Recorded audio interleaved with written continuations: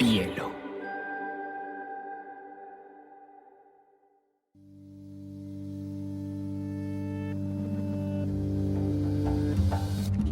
Coincide con la noción de estilo tal como se define en el diccionario. La lectura debe ser una de las formas de la felicidad y no se puede obligar a nadie a hacer más. Pero no tengo idea de lo que vas a usar después. Entonces, un libro debe describir esa situación. Y digamos que lo es, el cuento se escribe así. Que a mí la cosa más importante que me ha pasado en la vida ha sido aprender a leer una pizca de exageración en esa frase.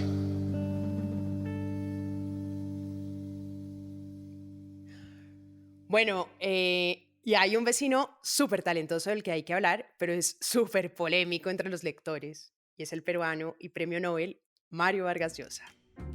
Lo han tildado de machista, de anticomunista, de ultraderecha, pero sea o no sea verdad, la verdad es que es un escritor súper importante para América Latina que definitivamente no se puede anular por ninguna de estas críticas.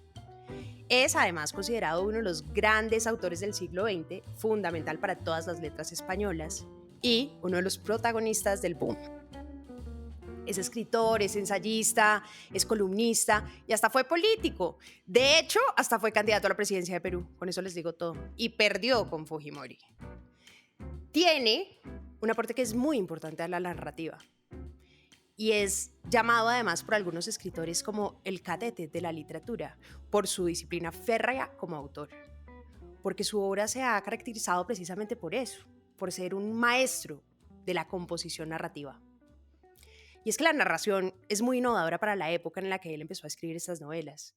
Milimétricamente medida, súper organizada, porque además maneja varios tiempos dentro de la novela, varios narradores al mismo tiempo, y lo hace de una manera casi que magistral. Para un melómano, una buena comparación sería como La fuga de Johann Sebastian Bach o algo así como súper bien construido matemáticamente. Y otra de las cosas que es súper interesante de Vargas Llosa es que ha dedicado gran parte de su vida a pensar y a hablar sobre el proceso de la creación de la escritura, no solo como escritor, sino como el gran lector que es y que ha sido. Además, sus reflexiones sobre la literatura son realmente preciosas. Para poner como un símil, es como considerado como un gran arquitecto. ¿Saben qué? Como un gran constructor de las novelas, por precisamente el tipo de narrativas y técnicas que utiliza, porque mezcla ese pasado, futuro, presente, narrador 1, narrador 2, narrador 3, pero lo hace de forma tal que uno va navegando la novela y no se pierde. O sea, los que somos lectores y nos perdemos en la novela, pues a veces no es culpa de que seamos despistados, sino que de verdad está construida mal. Y este man las construye muy bien. Hay una vaina que dice Vargas Llosa que me pareció una nota y es, mire, el lector nunca puede notar la presencia del escritor para que la historia no pierda ese poder de persuasión. Para que una novela llegue a convencer al lector y lo mantenga como hechizado en esa ficción, es necesario que esa novela tenga como una realidad totalizadora, una aspiración totalizadora. Y eso significa que el escritor tiene que crear un mundo en el que no falte absolutamente nada. Es decir, donde la realidad aparezca como un total, como la vida misma, ya que pues es en la misma vida en la que se nutre el novelista para construir sus temas, ¿no? Imagínense, por ejemplo, Cien años de soledad. Cien años de soledad todo lo tiene. Y él da el ejemplo de Cien años de soledad como esa novela totalizadora, porque edifica una realidad como de principio a fin, con un espacio determinado, con un tiempo determinado, con una comunidad que llega a un pueblo, que construye donde no hay muerte y pasa toda una vida donde la familia da buen día por 100 años enteros, y es la construcción pues de un mundo completo, como también podría ser El Señor de los Anillos, que hablaba con un amigo que también conversa sobre ese punto específico.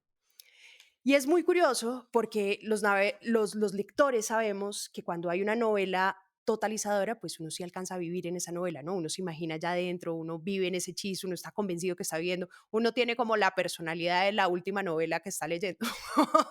Y eso pues a veces lo damos por sentado, pero eso solamente lo hacen los grandes novelistas.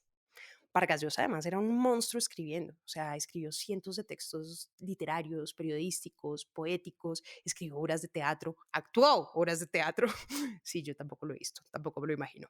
Muchos ensayos, análisis literarios y cuentos, como Los jefes, Los cachorros y novelas. pucha, la cantidad de novelas que escribió como 20 novelas, todas además unas grandes novelas como la primera que fue La ciudad y los perros en el 63, luego La casa verde en el 66, Conversaciones en la catedral que dicen que es espectacular, esa no me la he leído pero la tengo en mis pendientes, La tía Julia y el escribidor, que creo que es una de las pocas novelas en las que me he reído a carcajadas, que eso además es muy raro en los libros, uno encontrar un libro en el que se ría, o La fiesta del chivo. Y aunque no lo crean, Vargas Llosa es un gran conocedor de la obra de Gabriel García Márquez. De hecho, fue el que realizó el estudio, digamos, más completo de la obra, desde los cuentos hasta 100 años, en su tesis doctoral cuando hizo el doctorado en la Complutense de Madrid, con un libro, pues que es su tesis, pero que después se volvió un libro que se llama Historia de un deicidio. Ustedes me van a decir, ¿pero qué es eso del deicidio? ¿Qué es esa palabra tan rara? Pues deicidio viene del latín y hace referencia como al acto de matar a Dios o a una divinidad. Es el escritor como creador del mundo. Y es lo que le hablábamos ahorita de 100 años. 100 años es una obra en la que evidentemente o utópicamente hay un suplantador de Dios, porque el creador o el mismo escritor crea un mundo, suplanta a Dios y escribe una realidad total. Y eso es una belleza, pensar que una obra de nuestro bello país pues haya sido nominada por Vargas Llosa como eso. Además ellos dos eran muy amigos, pues Gabo y Vargas Llosa fueron grandes amigos del boom juntos, pero, y vivieron juntos además varios años en Barcelona, fueron vecinos como 4 años, estuvieron en varios eventos en conjunto, las familias paseaban juntas, mejor dicho, eran reparceros y como todos los grandes escritores se nutrían entre ellos de sus ideas y sus escritos. Pero hubo un lío personal. Se agarraron a golpes, o sea, literalmente Vargas Llosa le dio en la jeta a Márquez y nunca se ha sabido por qué. Ese es como el gran misterio, el gran chisme de la literatura latinoamericana, es que nadie sabe por qué se pegaron. Y le dejó un morado y todo al pobre Gabo, pero siempre que les preguntan en todas las entrevistas, Gabo decía como que no vamos a hablar de eso y Vargas Llosa también se hacía el bobo y decía como que es un tema personal, nunca vamos a revelar, es el mejor secreto guardado, cuando alguien se entere, por favor me cuenta. Pero lo que sí es un hecho es que el fuerte lazo de amistad se rompió entre esos dos pelados. Bueno, y hablemos un poquito además sobre el oficio. Les contaba que es como el cadete de la literatura, porque a diferencia de la imagen parrandera que uno tiene como de todos los escritores, ¿saben? De Bukowski, de Hemingway, de Truman Capote, que todos eran unos borrachos, unos alcohólicos, este man pues casi que ni tomaba. Más nerdo, porque además él decía que tenía que trabajar muy duro, porque no tenía talento natural. Y le costaba mucho trabajo escribir, entonces obviamente le tocaba estar todo el tiempo ahí dándole y dándole. Y si bien sí tuvo una época en la que ejerció la vida bohemia, por así decirlo, y es que chiquito sí fue periodista, y fue de donde conoció la noche pecaminosa y tentadora, como la llamaría él. Y obviamente el estilo de vida de los periodistas es salir a tomar trago, estar en la noche, investigar, llegar hasta el amanecer, y él decía que no, que ese ritmo de vida de los bohemios y los periodistas era súper destructor para el oficio creador, porque ese ritmo terminaba por matar esa energía y esa disciplina que necesita un creador. Creo que es una visión pues muy diferente de la creación que uno tiene, o por lo menos como uno como lector tiene la imagen de los escritores, o sea, puro 99% sudor y 1% inspiración. Hay además un libro muy simpático de Vargas Llosa, que lo escribió porque un editor le sugirió que escribiera como una carta a un joven novelista, y él escribió esos consejos y tips para escritor en el libro que se llama así, Carta a un joven novelista. Y si ustedes piensan escribir alguna novela o necesitan tips o tienen curiosidad sobre las estructuras de las novelas, este puede ser un libro bastante divertido que le pueden encontrar algo de inspiración y técnica. Bueno, ¿saben qué? Yo la verdad es que siempre he estado muy obsesionada con Vargas Llosa. Lo vi como un par de veces en Colombia en varias conferencias y vivía enamorada de él. Lo vi una vez en el High hace como 12 años, después lo vi hablando con Esteban Constaín y de verdad uno queda absolutamente hipnotizado por las palabras de este man. Les voy a poner un pedacito del discurso que él da cuando le dan el Nobel para que oigamos un poco de sus palabras. La buena literatura tiende puentes entre gentes distintas y haciéndonos gozar, sufrir o sorprendernos, nos une por debajo de las lenguas, creencias, usos, costumbres y prejuicios que nos separan.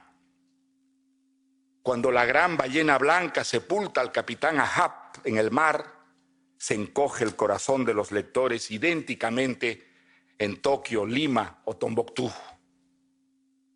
cuando Emma Bovary se traga el arsénico, Ana Karenina se arroja al tren y Julien Sorel sube al patíbulo, y cuando en el sur el urbano doctor Juan Dalman sale de aquella pulpería de La Pampa a enfrentarse al cuchillo de un matón, o advertimos que todos los pobladores de Comala, el pueblo de Pedro Páramo, están muertos, el estremecimiento es semejante en el lector que adora a Buda, Confucio, Cristo, Alá, o es un agnóstico, vista saco y corbata, chilaba, kimono o bombachas. La literatura crea una fraternidad dentro de la diversidad humana y eclipsa las fronteras que erigen entre hombres y mujeres la ignorancia, las ideologías, las religiones, los idiomas y la estupidez. A mí Vargas Llosa siempre me ha parecido como un lord con esos trajes y paños ingleses tan divinos. Y a modo de confesión, siempre ponía todas las noches sus conferencias en YouTube para oírlo porque su voz me arrullaba y sobre todo la forma en que entregaba sus ideas sobre la literatura. Para los que somos totalmente sapios sexuales, y entiéndase por aquellas personas que sienten realmente atracción por la inteligencia y por el conocimiento, este man es como un Brad Pitt. Decía una vaina súper bonita y decía es que lo más importante que le ha pasado en su vida es aprender a leer. Y para los que nos ha definido la lectura, sabemos que eso no tiene ni una pizca de exageración. Él empezó a leer a los 5 años y él recuerda cómo el mundo se le enriqueció de una manera extraordinaria y cómo gracias a la lectura empezó a vivir experiencias extraordinarias, viajes en el espacio, viajes en el tiempo, llegaba a lugares en los que la experiencia real no llegaba, pero que la literatura sí volvía real gracias a esa magia, ese hechizo que produce la lectura. Eso lo ha dicho en varias conferencias y es bien bonito porque su infancia fue determinante para él, porque su historia de infancia es fascinante. Hasta los 10 años vivía con su mamá en Cochabamba y con sus abuelos, que además hacían algo que es muy importante para cualquier lector, es que le celebraban todas las lecturas. O sea, les parecía lo máximo que ese pelado leyera, que ese pelado escribiera, y entonces obviamente le cultivaban ese hábito de la lectura, y le cultivaban el hábito de la lectura desde algo que es muy importante para uno, y es el ejemplo. Y obviamente las pasiones son contagiosas, entonces en la medida que uno ve que alguien disfruta la lectura, pues uno también quiere disfrutar la vida y descubre que con la lectura también disfruta la vida. Sus primeros textos y sus primeros poemas fueron súper celebrados por sus abuelos y por eso él consideraba, digamos, sus primeros años de vida como en Bolivia, en Cochabamba, pues su época dorada. Pero conoció el miedo. A los 10 años, pues sí, se le acabó la guachafita a este pobre pelado porque conoció la angustia cuando conoció a su papá. Y hay una anécdota que es súper curiosa y es que la mamá de Vargas Llosa decidió decirle al peladito que se le había muerto el papá porque le daba miedo contarle que estaban separados, lo cual es absurdo. Sí, yo sé que es absurdo, pero me imagino que en esa época era menos grave ser viudo que ser divorciado. Pero independientemente de eso, él se vuelve a vivir a Perú y en Perú ahí sí que descubre el horror, porque este man, o sea, el papá era un radical, era un autoritario, él le tenía pánico, o sea, el padre era feroz. Y a diferencia de su familia materna que le celebraba pues todas las lecturas, todas las escrituras, todas las cosas, a su papá no le hacía ninguna gracia que escribiera versitos. Antes, al contrario, lo espantaba. Le parecía que esa vaina era muy poco varonil. Primero porque le parecía además que la literatura era algo pues muy asociado con la bohemia y esos bohemios marihuaneros que fracasan en la vida, pues el papá le parecía de verdad fatal. Y además, esa percepción del papá determinó algo que fue muy importante para Vargas Llosa y que cambió su rumbo porque le dio decir como, bueno, mijo, usted para que se enderece lo voy a mandar al ejército, y lo mandó al ejército, lo mandó a una escuela de cadetes, lo metió al colegio Leoncio Prado, que es un colegio militar pues muy famoso en Lima, pensando que ahí se le iba a quitar esa vaina, esa maricada de la bohemia literaria, y lo que hizo fue todo lo contrario. Porque ese, pues él dice que ese fue el lugar donde más leyó, porque a los pobres chinos los castigaban todos los fines de semana, cualquier vaina que hicieran, los dejaban encerrados. Y ahí fue donde él se leyó pues casi toda la literatura clásica, pasó por Dumas, leyó Los Tres Mosqueteros, 20 años después, El Vizconde de Braguenol, leyó Los Miserables, que además es una de sus obras favoritas, de Víctor Hugo, que además hace poquito pues hasta hizo un prólogo súper bonito y lo volvió a leer. Y pues todas esas primeras lecturas que se le quedaron grabadas y que fueron determinantes para el escritor que soy, porque finalmente todas esas lecturas determinan a los escritores. Yo me acuerdo de la voracidad con la que leía. Las primeras cosas que leí eran historias en esa época los niños no leíamos cómics. No creo que hubiera una gran circulación de cómics. Entonces leíamos historias que teníamos que convertir en imágenes haciendo un esfuerzo intelectual. Yo recuerdo 2 revistas, por ejemplo, yo vivía en Cochabamba en ese momento, en Bolivia, que llegaban semanalmente y que para mí eran la delicia de la semana. Una revista chilena que se llamaba El Peneca, que era una revista para niños, y otra argentina que se llamaba Villiquen. Y generalmente tenían historias que eran historias por entregas, y realmente yo esperaba la llegada de cada número para saber la continuación de esas historias. De tal manera que creo que desde esa tierna edad empecé a vivir en 2 mundos. El mundo real, pequeño, limitado, que yo solo podía conocer a través de lo que hacía, y ese otro mundo riquísimo, diverso, sin fronteras, que me hacía pues compartir experiencias absolutamente extraordinarias. Creo que la lectura tiene múltiples efectos y todos positivos en la personalidad humana, ¿no? Creo que las buenas lecturas nos enriquecen el lenguaje, por ejemplo, nos descubren todas las posibilidades extraordinarias que tiene nuestra propia lengua para hablar con mayor precisión, con mayor exactitud, traduciendo exactamente en palabras todo aquello que queremos decir. Creo que la literatura además enriquece muchísimo la sensibilidad y la imaginación de los lectores. Como la lectura nos exige un esfuerzo intelectual para traducir las palabras en imágenes, eso creo que estimula muchísimo el funcionamiento de la mente, enriquece la sensibilidad sin ninguna duda, y luego la literatura establece una especie de fraternidad entre los seres humanos. Leyendo buena literatura, pues nosotros descubrimos que a pesar de que las diferencias son grandes entre gentes que viven en distintas geografías o que hablan distintos idiomas o que tienen diferentes costumbres, sin embargo hay un denominador común que nos permite a nosotros emocionarnos tremendamente con historias que ocurren en Inglaterra, en Rusia, en China, en México, en fin, en geografías muy distintas a la nuestra. Y creo que ese conocimiento que nos da la literatura es un conocimiento que viene a través de unas experiencias que, aunque son fingidas, si las ficciones son buenas, las vivimos como si realmente las estuviéramos experimentando nosotros mismos, ¿no? Y además, obviamente, irónicamente, el papá, metiéndolo al colegio militar, le dio el tema a su primera novela. La novela que fue además determinante para que se volviera premio Nobel, y es La ciudad y los perros. La ciudad y los perros fue una novela que empezó a escribir en Madrid cuando le dieron una beca. Él estudió letras primero en Perú, después se ganó esa beca y se fue a vivir a Madrid.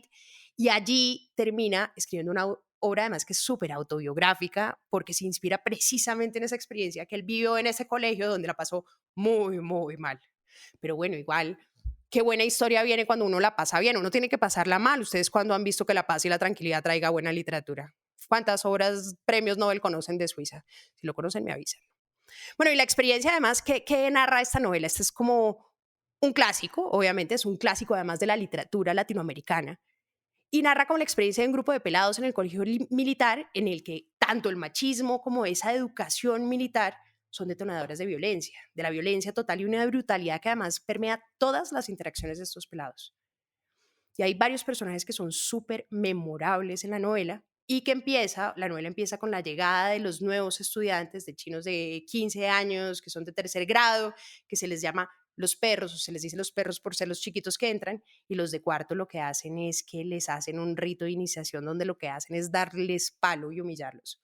Pero es un mes de iniciación así como lo que uno ha visto en las películas gringas que pasan en los college, bueno, algo así, pero con violencia y brutalidad. Y es terrible, de verdad, porque obviamente lo que uno empieza a ver en esa escena, que desde el inicio la novela es hiperviolenta, es como estos nuevos jóvenes, y ahí es donde uno empieza a conocer a los primeros protagonistas, se unen para formar lo que llaman el círculo. Y el círculo son todos estos cadetes nuevos que lo que hacen es juntarse en combo para vengarse de esos estudiantes de cuarto que les están dando la jeta. Y ahí uno conoce, por ejemplo, a uno de los protagonistas principales, que es el jaguar, que es como el líder, el matón, el bully del grupo, pero que termina liderando al círculo y termina siendo pues un personaje muy importante, no solamente por su ferocidad, sino pues por la violencia que representa y por el autoritarismo que representa en la novela. Hay otro personaje que es divino y es pues personalmente mi favorito, que se llama Alberto Fernández, alias el poeta. ¿Qué hace el poeta? El poeta, ¿o por qué le dicen el poeta? Porque es el que escribe como las novelitas románticas, pero escribe las novelitas no románticas, sino eróticas, perdón, no tienen nada de romántico, puras eróticas para cambiarlas por cigarrillos con los mismos cadetes, y además también es el que sí lee las cartas románticas de sus compañeros, lee para escribir las cartas, entonces se hace pasar por el escribidor pues de todas estas carticas y así hace el business. Y uno ahí sabe que es Vargas Llosa porque Vargas Llosa hacía lo mismo en el Leoncio Prado, era el que vendía las novelitas, era el que traficaba ahí con los cigarrillos, pero es un personaje bellísimo. Y está también Ricardo Arana, que es el esclavo. Ese sí es el pobre pelado que lo humillan todos, que lo golpean todos, que es el que recibe todas las tandas, las palizas, el bullying, no solamente del curso, sino pues de todos los cadetes. ¿Por qué se llama La ciudad y los perros? Pues el colegio como tal fue, y Vargas Llosa lo menciona varias veces, es como en el colegio él conoció como a todas las clases sociales de Lima y de Perú, sobre todo, ¿no? Como venían de la sierra, venían de la costa, venían de las montañas, de todos los lugares del país y de todas las clases sociales, los pobres para buscar un camino con que vivir en la carrera militar, los niños ricos castigados por rebeldes, y todos llegaban a este colegio a estudiar y evidentemente por eso digamos la representación de la ciudad en el colegio.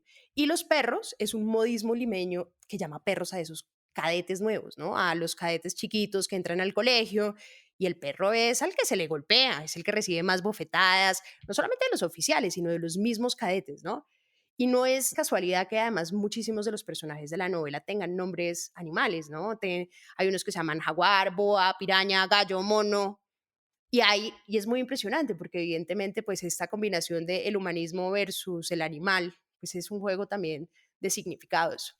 Hay un pedazo que les voy a leer del principio de la novela, que es ese rito de iniciación, ¿no? Que les estaba contando que los de cuarto atropellan a los pobres chicos de tercero, y es una escena aterradora porque cogen a dos cadetes, dos perros, por así decirlo, los tiran al piso para humillarlos, y entre esos pobres está el esclavo. Entonces les dice uno de los de cuarto, bueno, dijo la voz, cuando los perros se encuentran en la calle, ¿qué hacen? No sé, mi cadete. Pelean, dijo la voz. Ladran y se lanzan uno encima del otro y se muerden. El esclavo no recuerda la cara del muchacho que fue bautizado con él. Debía ser una de las primeras secciones porque era pequeño. Estaba con el rostro desfigurado por el miedo y apenas cayó la voz, se vino contra él ladrando y echando espuma de pronto, y el esclavo sintió en el hombro un mordisco de perro rabioso, y entonces todo su cuerpo reaccionó, y mientras ladraba y mordía, tenía la cabeza y tenía la certeza de que su piel se había cubierto de un pelambre duro, que su boca era un hocico puntiagudo y que sobre su lomo su cola chasqueaba como un látigo. Es una escena aterradora porque es la conversión de los cadetes a animal, ¿no? Literalmente el bautizo de los perros, y eso me acuerda un montón a esa película que es miedosísima, que es la del Señor de las Moscas, donde estos chinos llegan a una isla, están abandonados porque se estrella el avión, quedan abandonados, y los jóvenes establecen un orden social que lo determina la violencia. Eso mismo pasa en esta novela, ¿no? El orden social lo determina la violencia. Dice Alberto en alguna parte de la novela, sin pelos en la lengua, dice, lo que importa en el ejército es ser bien macho, tener unos huevos de acero, ¿comprendes? O comes o te comes, no hay más remedio. A mí no me gusta que me coman. Creo que se lo decía, era la esclavo. Pero obviamente es como toda la reflexión de qué determina la hombría. Y es esa capacidad que tienen estos cadetes, sea de sobrevivir al colegio, donde unos mandan más y donde otros son absolutamente dominados. Y es esa supervivencia que determina como esa fuerza, ¿no? Como esa habilidad de pelear, o sea, quien gana es el que tenga la fuerza o la habilidad de darse más duro, o alguna estrategia para defenderse o no pisotearse por los demás, o no dejarse pisotear. Y es muy curioso porque a mí lo que más me impresiona es esa construcción de lo que es la hombría, basada desde el machismo, ¿no? Que le hace mucho daño a los hombres y que creo que todos en el colegio la vivimos y que creo que toda nuestra educación la ha visto reflejada de alguna forma. Es un libro que además me recuerda mucho a las reflexiones de la nigeriana Chimamanda Ngozi Adichie, tiene una conferencia en YouTube que después se volvió libro que se llama Todos deberíamos ser feministas y critica precisamente esa crianza que jode a los manes. Dice como reprimimos la humanidad de los niños, definimos la masculinidad de una forma muy estrecha. La masculinidad es una jaula muy pequeña y dura en la que metemos a los niños. Enseñamos a los niños a tener miedo al miedo, a la debilidad y a la vulnerabilidad. Les enseñamos a ocultar quiénes son realmente, porque tienen que ser hombres duros. Y es que finalmente se habla mucho del feminismo, pero nunca se habla de cómo se castra también la masculinidad, porque los hombres no pueden expresar debilidad, no pueden llorar, no pueden sentir. Y eso finalmente pues termina negando la humanidad que está dentro de ellos. Es muy bonita la conferencia, si quieren verla pueden buscarla en YouTube. Y a mí es que, digamos, el tema del género sí que me impresiona, porque el tema de la construcción de género, sea masculino o femenino, pues termina siendo una construcción social. Simone de Beauvoir, que fue además la precursora del feminismo, tiene un libro que se llama El segundo sexo y habla de cómo se construye también la feminidad y cómo esta también ha sido determinada por un tema casi que cultural y educacional. Y es que el problema de la construcción de género es que determina cómo tenemos que ser, en vez de reconocer cómo realmente somos. Obviamente, esta crítica al machismo y a la violencia, pues representó un escándalo total al Leoncio Prado, que es un colegio que de verdad existe.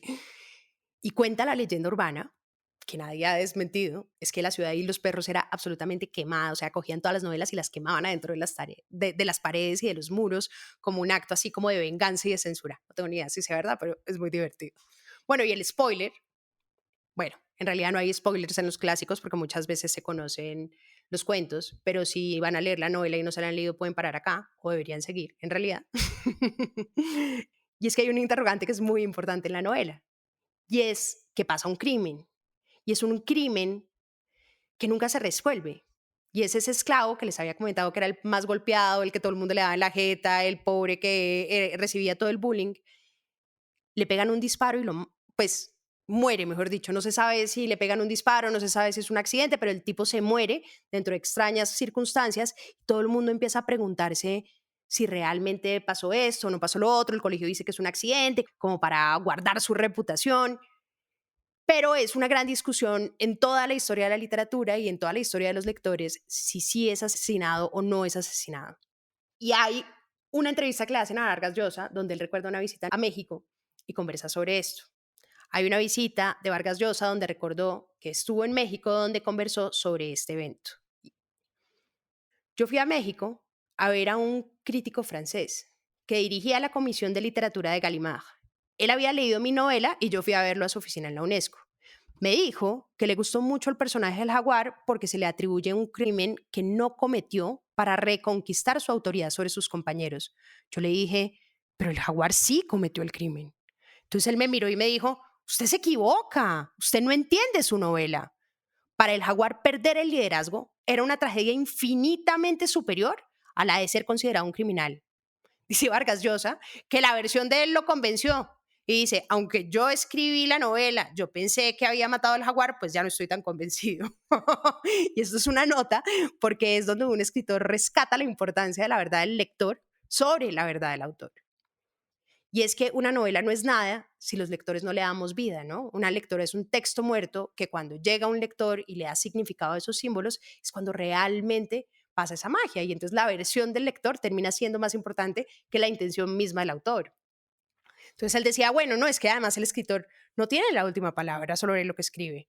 Y es un gran error preguntarle al autor qué quería decir con esto, con lo otro, porque finalmente el que importa es el lector. Eso me parece una percepción súper bonita de la lectura. Bueno, y hay otra cosa, y obviamente es que dentro de la vida de los autores, pues lo que vivan los autores determina muchísimo gran parte de sus temáticas y sus obras. Por ejemplo, Vargas Llosa se casó con su tía política, y luego, que además le llevaba como 10 años, ¿no? Fue todo un escándalo social. Y luego sacó una novela que se llama La tía Julia y el escribidor, que es esta novela que les contaba, que es súper divertida porque es como de un escribidor que trabaja como en radionovelas y el personaje se empieza a volver loco y empieza a confundir a todos los personajes de las radionovelas. Es una locura, es divertidísima. Y creo que es la única que es realmente divertida de Vargas Llosa porque es muy malo para el humor el muchacho. Después se casa con la prima Patricia, con quien formó además la familia, tuvo hijos y demás, y después se casó con el puro jet set, que se casó con la Isabel Presley, que todos sabrán quiénes son, que fue como la ex esposa de un cantante y un montón de famosos, pero obviamente pues es un personaje que ha tenido una vida amorosa bastante turbulenta, y como dice mi mamá, eso sí que es un hombre que le apuesta a la familia. Y otra cosa que es súper importante en Vargas Llosa es que su visión política ha definido también mucho su obra. De hecho, el segundo libro, o mi segundo libro favorito de Vargas Llosa, es La fiesta del chivo. En los años 50, América Latina estaba pues totalmente sumergida, llena de dictadores, pero ninguno más pintoresco y cruel como fue alias El Jefe o Rafael Trujillo en República Dominicana. Vargas Llosa se fue a hacer como unos documentales a República Dominicana para la radio, televisión francesa, y oyó tantos cuentos tan aterradores de este man, de este dictador, que dijo, no, yo tengo que escribir sobre él. Y se fue un tiempo bastante largo a hacer entrevistas, a preguntarle a la gente cómo había sido la experiencia, y pues vio que Trujillo no solamente controlaba todo el país, pues fue dictador como 31 años, como del 30 al 52, con unas paraditas ahí en las que pues dejó de ser dictador y volvió a ser dictador. No solamente robaba al país, no solamente controlaba al país con toda su corrupción, sino que además era un criminal de primera, mató a muchísima gente, entre ellos a 30.000 haitianos, en un momento histórico bastante complicado, y era además un abusador y un violador de mujeres de primera.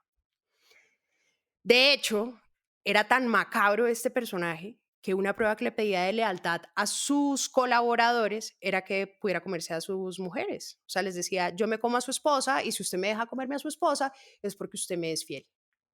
Había gente que dejaba que se le comiera a la esposa y si no, pues les tocaba volarse porque ¿qué? Los mataba. Entonces, Vargas Llosa dice, claro, todas estas tragedias que hizo el personaje y sobre todo las mujeres que fueron una de las principales víctimas, pues le dieron pie a crear a la protagonista de la novela que se llama Urania Cabral. Y obviamente este libro, que es La fiesta del chivo, se va tejiendo alrededor de la biografía de Urania, que representa además a muchísimas mujeres que padecieron los crímenes del dictador. En la historia hay unas hermanas muy famosas, pues son consideradas pues unas heroínas totales, de hecho creo que tienen hasta bustos y hasta estatuas en nombre de ellas, y sobre todo particularmente Minerva Mirabal, que fueron como las mujeres que desafiaron a este régimen dictatorial. Y Minerva, pues estaba una vez en una fiesta, el man fue a bailar con ella, se sobrepasó y esta le pega una cachetada. Y el tipo, pues, más o menos, pues no la mató ahí mismo, pero ordenó pues que la dejaran estudiar derecho, que nunca le iba a dejar ejercer nada. Se encargó de tirársele la vida y un día así decidió que las iba a matar a ella y a sus hermanas. Las interceptaron en un carro en la mitad de la nada, pues más o menos la policía trujillista las mató a garratazos y después tiraron como el carro al agua para que la gente creyera que era un accidente. Pero obviamente la gente sabía que no era un accidente. Y ahí ya con ese hecho que indignó literalmente al pueblo de la República Dominicana, es que empezó la emboscada a Trujillo y lo terminaron matando. De hecho, la novela se llama así, se llama La fiesta del chivo, por un merengue, que yo creo que muchos de nosotros no lo conocemos tanto, que es un merengue dominicano, que se llama así, Mataron al chivo. Entonces, como mataron al chivo, el título de la novela se llama La fiesta del chivo. Y es muy curioso, hay un libro que se llama Las conversaciones de Princeton de Rubén Gallo, porque fue, Vargas Llosa dio como 6 meses una charla académica en Princeton sobre la relación entre la política y la literatura, porque ya ven que le gusta bastante, y decía en esas conversaciones que los lectores creían que la novela estaba llena de exageraciones, cuando en realidad no. No, o sea, realmente la gente creía que esa novela no podía ser tan brutal, que la realidad no podía ser tan brutal. Y aunque parezca mentira, lo que dice Vargas Llosa es que la realidad era mucho peor que la novela. Y es muy curioso porque dice que hay episodios que no podía contar porque no eran verosímiles, ya que una novela resulta inaceptable al lector porque los lectores no toleran la realidad excesivamente vil o monstruosa. Él explicaba que los lectores tenemos como unos mecanismos de defensa que le impiden creer una historia y la rechazan si los ofende demasiado. Ah, que no se sabían esa, yo tampoco me la sabía. Me pareció súper curioso. ¿Cuántas veces nos habrá protegido un escritor de sus propias historias? Bueno, es muy bizarro, pero bueno, creo que vale la pena leerla porque es un retrato implacable del poder absoluto, que se lee además sin respiro de principio a fin. Y pues obviamente se escribió como 25 años después de nuestra novela de dictador, que no sé si se la han leído, que es El otoño del patriarca, escrita por Gabriel García Márquez, o El yo supremo de Augusto Roa, que también es una novela sobre un dictador, que además son las representaciones, además de por qué la literatura también representa un poquito esa historia del continente, ¿no? Curiosamente, a Vargas Llosa, y hablando un poquito de esta relación con la política, era muy, y es todavía, porque sigue vivito y coleando, muy fan de Jean-Paul Sartre y fue muy influenciado por este existencialista francés. De hecho, tanto que sus amigos, porque desde chiquito desde muy joven estaba obsesionado con Sartre, le decían el sartrecillo valiente. Y obviamente lo que decía Sartre es que la literatura no podía escapar de ninguna manera a su tiempo, porque la literatura no podía ser meramente entretenimiento, ¿no? Y está todo ese debate de para qué sirve la literatura o cuál es el objetivo de la literatura. Y es que la literatura es una forma de acción. Hay una frase muy famosa que le fascina a Vargas Llosa y es: las palabras son actos, porque a través de la literatura uno influye en la vida de otros y en la historia. Y obviamente no como de una manera premeditada, con efectos políticos inmediatos, como creían pues los realistas socialismos o el realismo socialista, pero sí de una manera indirecta, porque lo que hace la literatura es que forma una conciencia que está detrás de las conductas. De tal manera que, en teoría, indirectamente, lo que hace la literatura es que contribuye a una acción en la sociedad, ¿no? Empieza a generar como un cambio de conciencia.